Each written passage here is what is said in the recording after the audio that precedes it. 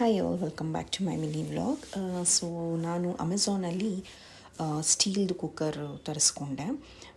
ತುಂಬ ದಿವಸ ಆಗಿದೆ ನಾನು ಸ್ಟೀಲ್ ಕುಕ್ಕರ್ ಯೂಸ್ ಮಾಡಿ. ಅಂದರೆ ನಾನು ಮದುವೆ ಮಾಡ್ಕೊಂಡು ಬಂದಾಗಲಿಂದ ಆಲ್ಮೋಸ್ಟ್ 10 ಇಯರ್ಸಿಂದ ನಾನು ಅಲ್ಯೂಮಿನಿಯಂ ಕುಕ್ಕರೇ ಯೂಸ್ ಮಾಡ್ತಿದ್ದೆ. ಸೊ ಸ್ಟೀಲ್ ಯೂಸ್ ಮಾಡೋಣ ಅಂತ ಅಮೆಝಾನಿಂದ ತರಿಸ್ಕೊಂಡೆ. ಇದು ಬಂದು 5 ಲೀಟರ್ಸ್ ಕುಕ್ಕರು, ತುಂಬ ಚೆನ್ನಾಗಿದೆ. ಸ್ಟೇನ್ಲೆಸ್ ಸ್ಟೀಲ್ದು. ನಾ ಅಲ್ಯೂಮಿನಿಯಂ ಇದು ನೋಡೋಕ್ಕೆ ಆ್ಯಕ್ಚುಲಿ ಚಿಕ್ಕದ ಥರ ಕಾಣಿಸ್ತು, ಬಟ್ ಅಗಲ ಇದೆ ಮತ್ತು ಡೆಪ್ತ್ ಕೂಡ ತುಂಬ ಚೆನ್ನಾಗಿದೆ. ಇದು ನಾವಿರೋ 3 ಜನಕ್ಕೆ ಸಾಕು ಅಂತಂದ್ಬಿಟ್ಟು ನಾನು 5 ಲೀಟರ್ಸ್ ತರಿಸ್ಕೊಂಡಿದ್ದೀನಿ. ಮತ್ತು 3 ಲೀಟರ್ಸ್ದು ಕೂಡ ತರಿಸ್ಕೊಂಡಿದ್ದೆ. ಅದು ಬಂದು ಬಟರ್ಫ್ಲೈ ಕಂಪ್ನಿದು. ಆಲ್ರೆಡಿ ಯೂಸ್ ಮಾಡಿದ್ದೀನಿ, ನಾನು ಯೂಸ್ ಮಾಡ್ತಾಯಿದ್ದೀನಿ. 2 ಒಟ್ಟಿಗೆ ತರಿಸ್ಕೊಂಡಿದ್ದು. ಇದು ಕೂಡ ಇಂಡಕ್ಷನ್ ಬೇಸ್ಡ್ ಆಗಿದೆ.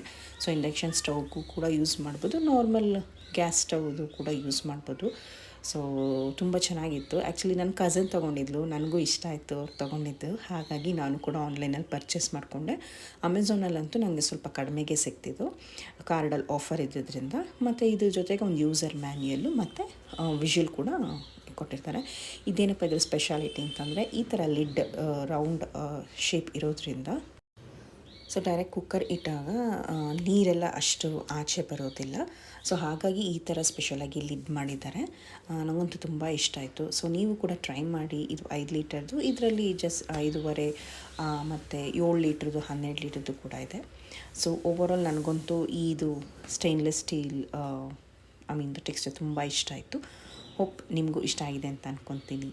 Thanks for watching. See you all in the next vlog.